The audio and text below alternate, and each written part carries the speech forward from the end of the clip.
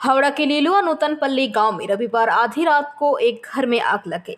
आग की तीव्रता इतनी भीषण थी कि 10 से 20 मिनट में ही पूरा घर पूरी तरह से जलकर खाक हो गया। जब आग लगी उस वक्त घर में बेटी, उसकी मां और दामाद सो रहे थे। हालांकि आग लगने के बाद बेटी की नींद टूट गई और उसको बचा लिया गया, लेकिन इस भयावह अग्निकांड में लड़की की मां और उसके पति को बचाया नहीं जा सका।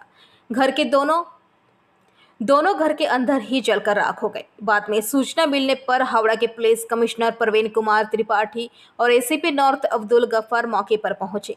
सूचना मिलते ही हावड़ा जिले के युवा तृणमूल अध्यक्ष कैलाश मिश्रा घटनास्थल पर आए। हावड़ा के पुलिस कमिश्नर ने कहा कि फॉरेंसिक टीम के आने के बाद ही आग लगने के मामले की पूरी जानकारी हो सकेगी। फॉरेंसिक टीम आकर जांच करेगी। अग्निकांड में दामाद मधुसूदन सना और महिला मां की अंगुरवाला दुल्ले की मौत हुई है।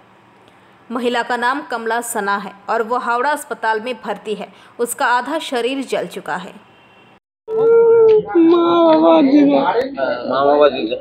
মায়ের নাম কি? কমলা সানা। বাবার নাম? মধুসূদন সানা। কি হয়েছিল তুমি জানো? আমি জানি না, আমি তো কারখানা থাকি, যেখানে কাজ করি ওখানে ছিলাম। আচ্ছা, কখন খবর পেলে? আমি একটু আগে ফোন করলাম। এই আমার মেয়ে আবার ফোন নাম্বার নিল, এইখান থেকে নিয়ে সব জোগাড় করে এসে দেখলাম ঘরে আগুন লেগে পুরো ছাই হয়ে গেছে। আচ্ছা, যে হাসপাতালে ভর্তি সে কে হয় তোমার?